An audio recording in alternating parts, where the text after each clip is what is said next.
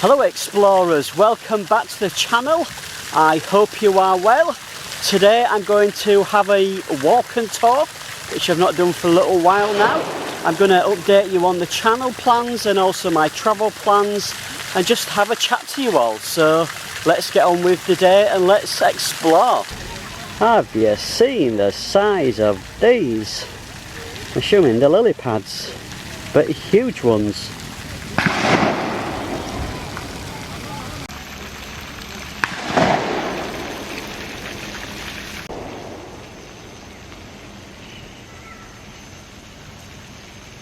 So explorers, where do I start?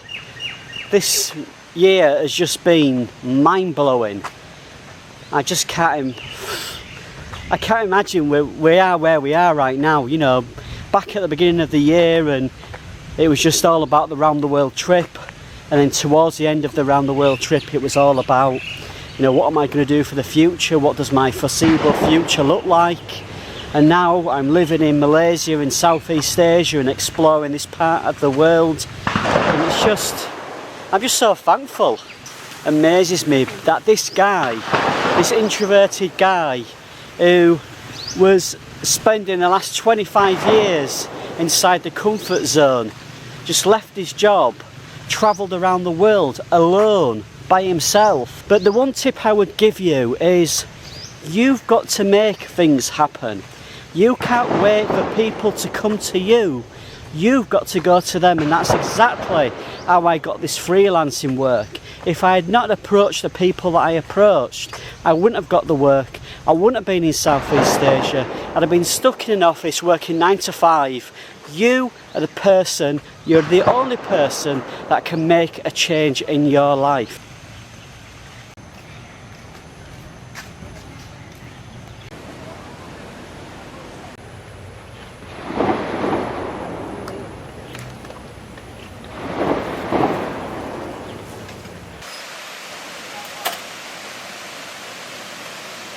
Seeing all of these monkeys here reminds me, as a kid, I think it must have been about 5 or 6 years old, we went to Blackpool, I think it was, on a family holiday.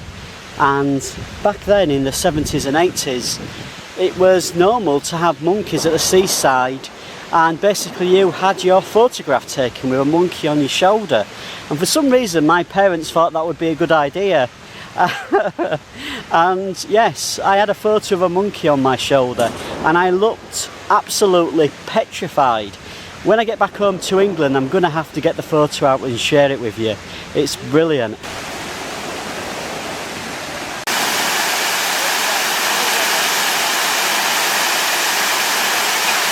So anyway, back on topic. If you want to, you can improve your life. You can do anything you want to do in life, but you've got to do it. Nobody else is going to do it for you. That's one of the biggest lessons that I've learned in 2015. What I find, especially on social media, are lots of people saying to me, I wish I could do what you're doing, Darren. I wish I could travel around the world. I wish I could be a remote freelancer. I wish. If you're going to wish, you're never going to do it. You've got to put plans in action to do it, and it might take 2 or 3 years or even 5 years to put those plans into action, but at least you're going out there and making the most of your life. So don't wish, just be proactive and do it. I love water, there's just something about it that I like. I think it's quite relaxing listening to the waves, or in this case the little waterfalls.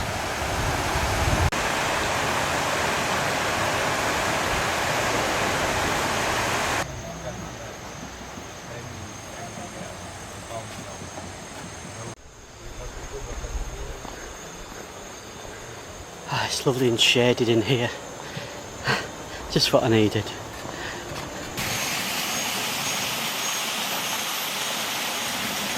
Apparently, so I'm well informed, is that this plant is very poisonous. No joke.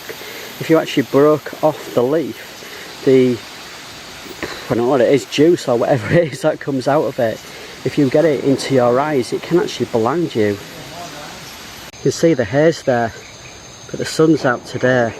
So I wanted to find somewhere shady to tell you some news. Some amazing news. It's just made my year. It's mind-blowing. It's just gonna top it all off for me for 2015. Look at the size of these.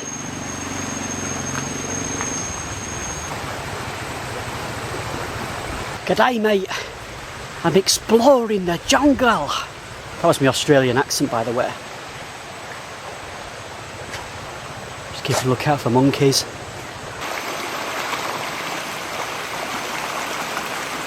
So let me tell you a little story before I give you my good news. I think it was Tuesday. I was looking through my website at the stuff that I'd written before I started my round the world trip. And one of the articles I wrote was about my goals for 2015. I think I wrote it towards the end of December last year. And it was all about, you know, flies. It was all about basically, you know, living my goals and travelling around the world and just enjoying life, smiling more, being more healthy. And there was a few other goals on there as well. In general, I've actually achieved all of my goals other than two. I moved away from that spot because there were too many flies and ants, so I'm in a shady little corner here. So yeah, two things that I failed on. One was living a healthier life. I've definitely failed on that. I've lost a tiny amount of weight, not enough, and just haven't done well enough to lose weight and be a little bit more active. I have been active in that. I'm doing a hell of a lot of walking, but actual exercise that gets your heart beating, and that's what basically helps you lose the weight. So there's that. And also, one dream that I've always had since a kid is to spend New Year's Eve either in New York City or Australia, Sydney say. And those two things I realised I was going to fail unless I did something about it. So the health and stuff I'm going to talk about in another video. The actual New Year's Eve stuff is my good news. So I was originally going to be going home at the end of December, but I'm not now. I'm actually stopping for an extra 2 weeks until the middle of January 2016. And when I say staying, I don't mean in Southeast Asia. I'm actually going to Sydney, fucking Australia, excuse my language, Sydney, Australia on the 28th of December to see the new year in and end 2015 in fucking style. Amazing. So amazing. I'm sorry for swearing, but I'm so excited. It's just been mind-blowing. And I've organised this within literally 24 hours. I've booked my flights, I've sorted my accommodation out, and it's just amazing. I cannot tell you right now how happy I am. This has just ended the year off. It's just... I thought about this, I could get quite emotional, but I'm not going to get emotional on camera. But this is just a mind-blowing end to 2015. So explorers, I'm going to be taking you to Sydney. Let me know what you think about that in the comments. Let me know what you'd like me to do while I'm in Sydney. I'm there for 2 weeks. Let's get on with the war. So going back to the Botanical Gardens, which is where we are at the moment, it's free of charge to come in here. It's a huge, vast space. We've not even walked, what, 10-15% of it. And it's just beautiful. Loads of waterfalls and loads of aviaries, are they called? Is it an aviary with loads of plants in? Not too sure. Botanical Gardens. Oh god, I'm showing how much of an idiot I am now. So it's a beautiful place. If you're in Penang, definitely recommend the Botanical Gardens. And there's a bus service here as well, the number 10. Even though I was a little bit lazy and I got an Uber taxi just because it was so cheap. Whew. Warm man, warm. So where should we go now? Let's go this way.